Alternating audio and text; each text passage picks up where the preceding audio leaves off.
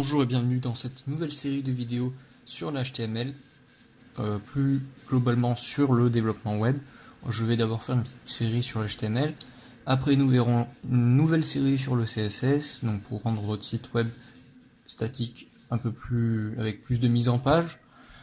Et après je ferai plusieurs autres séries sur le JavaScript, le PHP et les bases de données. Donc ça sera pour un site web dynamique. On verra ça bien plus tard, une fois que vous aurez bien compris les bases du développement web. Pour faire du développement web, j'ai choisi d'utiliser Notepad++. Vous pouvez aussi utiliser Notepad++, je vous le conseille. Pour faire ce qu'on va faire, il n'y a pas besoin d'un environnement de travail très avancé. Notepad++ suffit amplement. Donc une fois que vous aurez lancé votre logiciel, vérifiez bien que l'encodage est en UTF-8, ici dans encodage encodé en UTF-8, puis recopiez le squelette HTML que j'ai fait là. Vous pouvez mettre la vidéo sur pause, je vous laisse quelques secondes, voilà. Une fois que vous avez recopié donc tout le document qu'il y a là, enfin tout le texte qu'il y a ici, vous allez faire fichier enregistrer sous, là dans type vous allez sélectionner all types, et vous allez mettre index.html, puis vous faites enregistrer. Donc moi je vais remplacer, mais vous normalement vous n'avez pas de fichier de base. Ok. Du coup, maintenant on va expliquer un petit peu à quoi correspond chaque ligne. Donc là on peut voir doctype HTML, c'est tout simplement pour dire que le type du document c'est de l'HTML. Ici on a ce qu'on appelle une balise. Donc il faut savoir qu'une balise, ça s'ouvre et ça se ferme, la plupart du temps. Il y a certaines balises qui ne nécessitent pas forcément d'être fermées, mais on va quand même préférer fermer les balises. D'ailleurs là, hop, on peut faire un petit slash pour dire que la balise se ferme.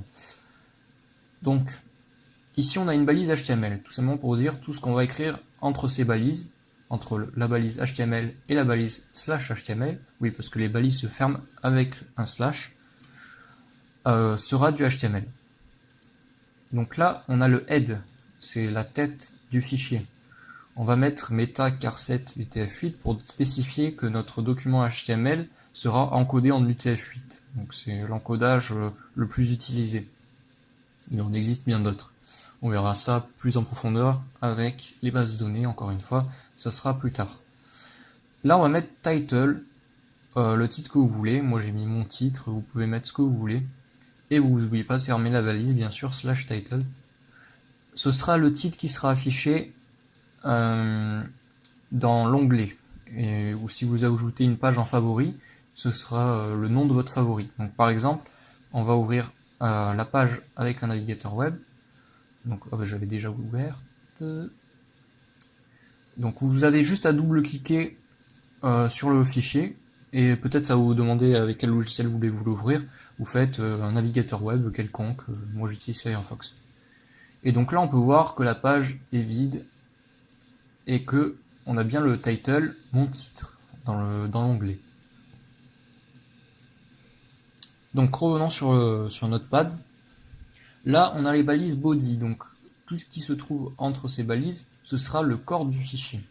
Donc si par exemple j'écris du texte du style hello world, voilà, que je retourne sur mon navigateur et que j'actualise. Pour actualiser, vous pouvez faire F5 ou la flèche ici, actualiser.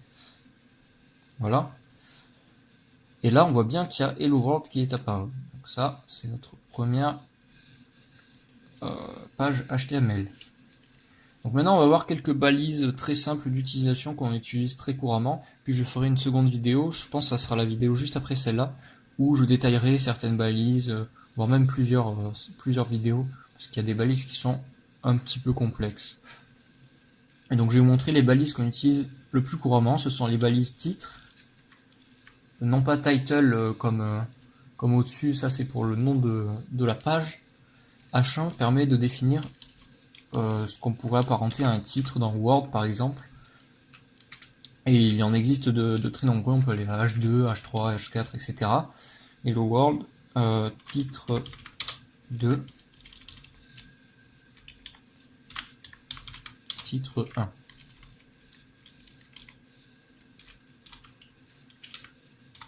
N'oublie pas de fermer les balises. J'allais dire les accolades. Les balises. Et donc là, si je rafraîchis, on va voir que titre 1 est plus gros que titre 2.